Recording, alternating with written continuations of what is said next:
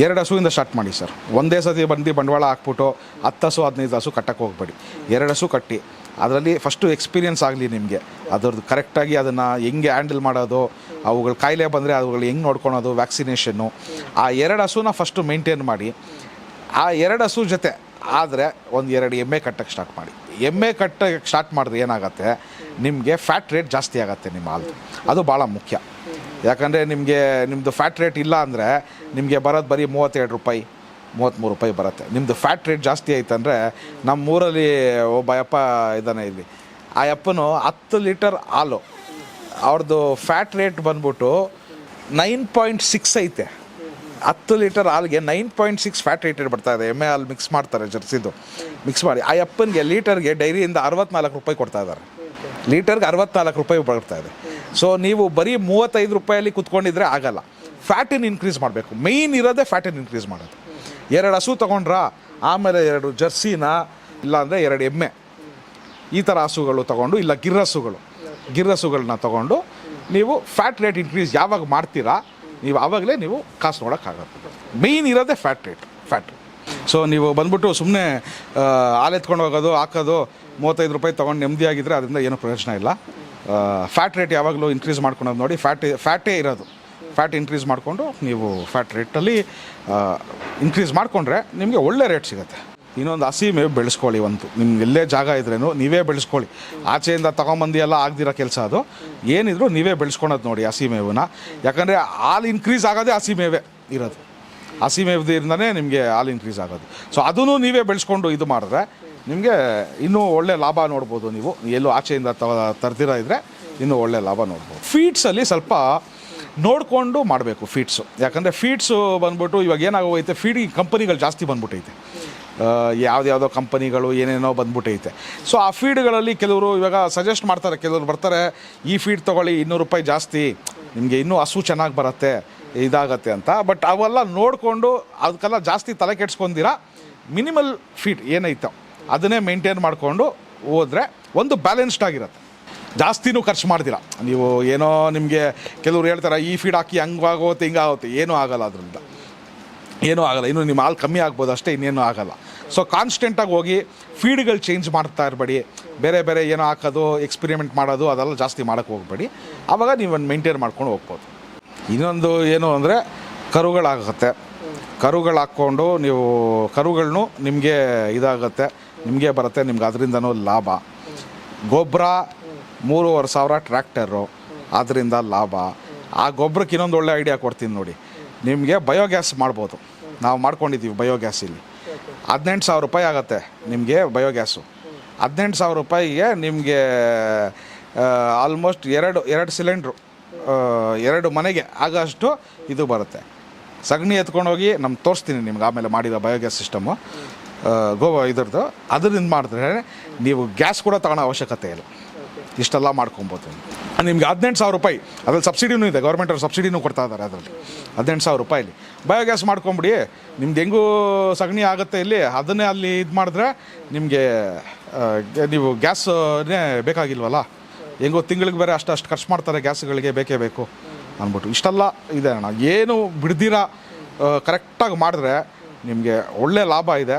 ಮತ್ತು ನೀವು ನೆಮ್ಮದಿಯಾಗಿ ಇರ್ಬೋದು. ಏನು ಅಂಥ ತಲೆ ಕೆಡ್ಸ್ಕೊಳೋದಂಥದ್ದು ಏನೂ ಇಲ್ಲ ಸರ್. ಸೈಕಲ್ ಬಂದ್ಬಿಟ್ಟು ಕರೆಕ್ಟಾಗಿ ಫಾಲೋ ಮಾಡಿದ್ರೆ, ಇವಾಗ ನಾವೇನು ಫಾಲೋ ಮಾಡ್ತಾಯಿದ್ದೀವಿ ಸೈಕಲ್ಲು 9 ತಿಂಗಳು ಕೊಡುತ್ತೆ ಮಿಲ್ಕು 9 ಮಂತ್ಸ್ ನಿಮಗೆ ಕರೆಕ್ಟಾಗಿ ಮಾಡ್ಕೊಂಡು ಹೋದರೆ 9 ಮಂತ್ಸ್ ಕೊಡುತ್ತೆ. 3 ತಿಂಗಳು ಬಂದ್ಬಿಟ್ಟು ನಿಮಗೆ ಗ್ಯಾಪ್ ಇರುತ್ತೆ ಅಂದ್ಬಿಟ್ಟು ಕರೆಕ್ಟಾಗಿ ಸೈಕಲಲ್ಲಿ ಮಾಡ್ಕೊಂಡು ಹೋಗಬೇಕು. ಅದನ್ನು ಆವಾಗ ನೋಡ್ಕೊಂಡು ಮಾಡ್ಕೊಂಡು ಹೋದರೆ ನೀವು 9 ಮಂತ್ಸ್ ಮಾಡ್ಬೋದು, 8 to 9 ಮಂತ್ಸ್ ಮಾಡ್ಬೋದು. ಇದ್ರಲ್ಲಿ ಪ್ರಾಬ್ಲಮ್ ಏನು ಅಂದರೆ ಒಬ್ಬೊಬ್ಬರು ಒಂದೊಂದು ಥರ ಹೇಳ್ತಾರೆ. ಯಾಕಂದರೆ ಒಬ್ಬೊಬ್ಬರು ಒಂದೊಂದು ಥರ ಎಕ್ಸ್ಪೀರಿಯನ್ಸ್ ಇರುತ್ತೆ. ಅದನ್ನು ನಮ್ಮದು ಪ್ರಾಬ್ಲಮ್, ನಮ್ಮ ರೈತರು ಏನು ಅಂದರೆ ಅದರದ್ದು ರೆಕಾರ್ಡ್ಗಳೇ ಮೇಂಟೈನ್ ಮಾಡಲ್ಲ, ಒಂದು ಸಿಸ್ಟಮ್ ಇರೋಲ್ಲ. ಅದಕ್ಕೆ ಸುಮ್ಮನೆ ಹೆಂಗೆ ಒಂದು ಮೇಂಟೈನ್ ಮಾಡ್ತಾರೆ. ಅದು ಹಂಗೆ ಮೇಂಟೈನ್ ಮಾಡಿದ್ರೆ ಸ್ವಲ್ಪ ಸಿಸ್ಟಮ್ಯಾಟಿಕ್ಕಾಗಿ ಮೇಂಟೈನ್ ಮಾಡಿದ್ರೆ ನೀವು ಅದನ್ನು ಮಾಡ್ಬೋದು. 9 ಮಂತ್ಸ್ 8 to 9 ಮಂತ್ಸ್ ನೀವು ಮಾಡ್ಬೋದು. 8 ರಿಂದ 9 ತಿಂಗಳು ಮಾಡ್ಬೋದು. ಸ್ವಲ್ಪ ನೀಟಾಗಿ ಸಿಸ್ಟಮ್ಯಾಟಿಕ್ಕಾಗಿ ಮಾಡ್ಕೊಬೇಕು. ಡೇಟ್ಗಳು ಏನೈತೆ ಕರೆಕ್ಟಾಗಿ ನೋಡಿಕೊಂಡು ಈಟಿಗೆ ಬಂದಾಗ ಯಾವಾಗ ಏನು ಮಾಡಬೇಕು ಅವಾಗೆಲ್ಲ ಇದು ಮಾಡಿದ್ರೆ ಕರೆಕ್ಟಾಗಿ ಆಗುತ್ತೆ ಸರ್. ಬೇರೆಯವ್ರಿಗೆ ಲಾಭದಾಯಕ ಅಂತ ನಾವು ಹೇಳ್ತೇವೆ, ಈ ಥರ ಎಲ್ಲ ಮಾಡ್ಕೋಬೋದು ಅಂತ. ಸೊ ನಿಮಗೆ ಏನು ಪ್ರಾಫಿಟ್ಸ್ ಬರ್ತಿದೆ ಸರ್ ನಿಮಗೆ ಒಂದು ತಿಂಗಳಲ್ಲಿ ಸರ್? ಬರ್ತಿದೆ ಸರ್ ಅದೇ ನಾನು ಹೇಳಿದ್ನಲ್ಲ, 100 ರೂಪಾಯಿ ಬಂತು ಅಂದರೆ ನನಗೆ 75 ರೂಪಾಯಿ ನಾನು ಮತ್ತೆ ವಾಪಸ್ ಹಸುಗಳಿಗೆ ಹಾಕ್ತೀನಿ. 25 ರೂಪಾಯಿ ನಾನು ಮನೆಗೆ ಎತ್ಕೊಂಡು ಹೋಗ್ಬೋದು ಸರ್. ಇದೇ ಪ್ರಾಫಿಟ್. ಇದೇ ಇರುತ್ತೆ ನಿಮಗೆ.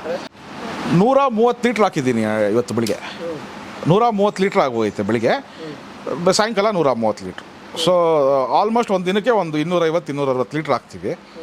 250-260 ಲೀಟ್ರ್ ಹಾಕ್ತೀವಿ. ಮತ್ತು ಪೇಮೆಂಟು ಬಂದ್ಬಿಟ್ಟು 2 ಬಿಲ್ ಬರುತ್ತೆ ಸರ್ ತಿಂಗಳು ಒಂದು.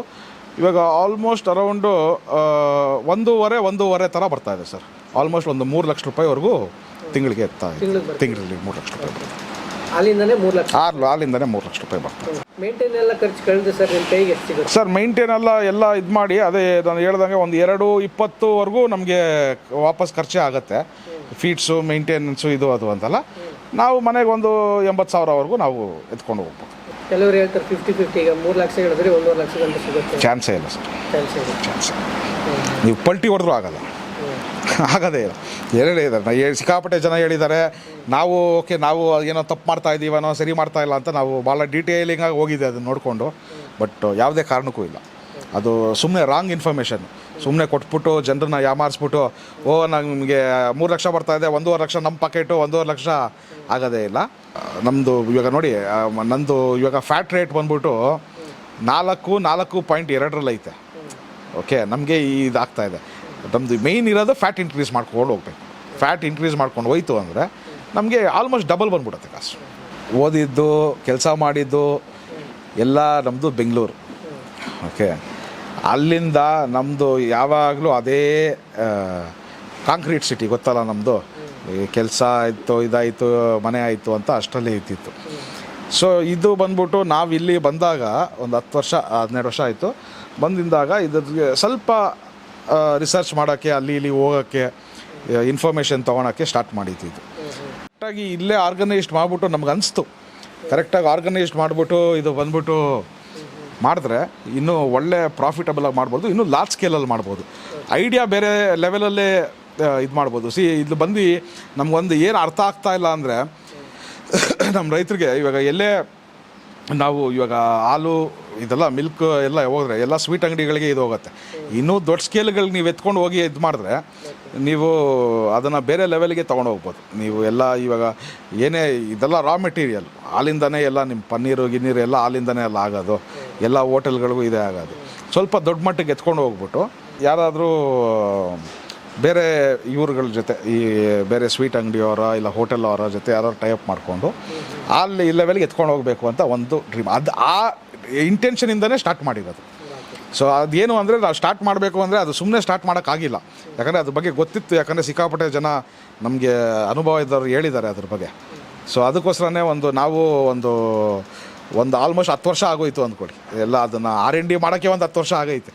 ಓಕೆ, ಇವಾಗ ಅದೇ ನಾನು ಹೇಳ್ದಂಗೆ ನಮ್ಮ ಸ್ವಲ್ಪ ಒಂದು 10 ವರ್ಷದಿಂದ ಇವಾಗ 10ನೇ ತರಗತಿ ಪಾಸ್ ಆದಂಗೆ ಒಂದು ಕಾನ್ಫಿಡೆಂಟ್ ಐತೆ. ಓಕೆ, ನಾವು ಮಾಡ್ಬೋದು, ಇದನ್ನು ಬೇರೆ ಸ್ಕೇಲಿಗೆ ತೊಗೊಂಡು ಹೋಗ್ಬೋದು ಅಂತ ಒಂದು ಐತೆ.